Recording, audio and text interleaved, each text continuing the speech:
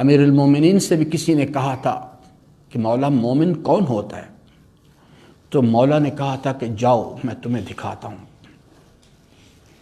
ایک جگہ بھیج دیا، کہا جاؤ جا کے فلاں بستی ہے، اس میں جا کے، کیونکہ سوال کرنے والے نے پوچھا تھا، ایک عالم دین تھا، پوچھا تھا مولا میں مومن ہوں یا نہیں؟ کہا کہ نہیں، تو مومن نہیں ہے۔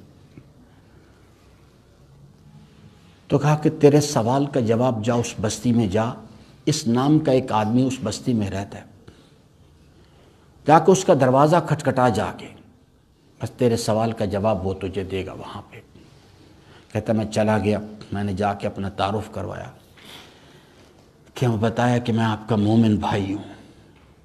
تو کہنے لگا ایک منٹ ٹھہر جائیں ذرا، تشریف کھڑی انتظار کرے میرا۔ اندر گیا، بی بی سے کہا تم بھی تیار ہو جاؤ، بیٹی سے کہا تم بھی تیار ہو، غلام سے کہا جو کچھ بھی گھر میں ہے سب کچھ اکٹھا کرو لے آؤ۔ پھر مہمان خانے میں اکٹھے کر کے سب کچھ آئیے تشریف لائیں۔ تو کہنے لگا کہ آپ میرے مومن بھائی ہیں، مجھے نہیں معلوم کون سی مجبوری آپ کو میرے دروازے پر لے آئی ہے۔ اگر آپ کو کنیز کی ضرورت ہے میری بیوی حاضر ہے، اگر آپ نکاح کرنا چاہتے ہیں میری بیٹی حاضر ہے، آپ مومن ہیں۔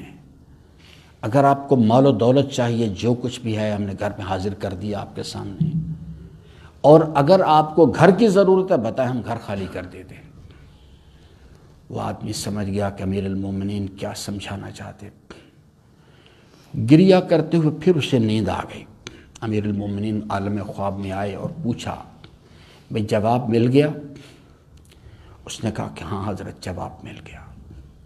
فرمایا میں نے ابھی تجھے مومن کی جھلک دکھائی ہے، اگر تجھے حقیقی مومن دکھا دیتا تیرا کلیجہ پھٹ جاتا، تیرا کلیجہ پھٹ جاتا۔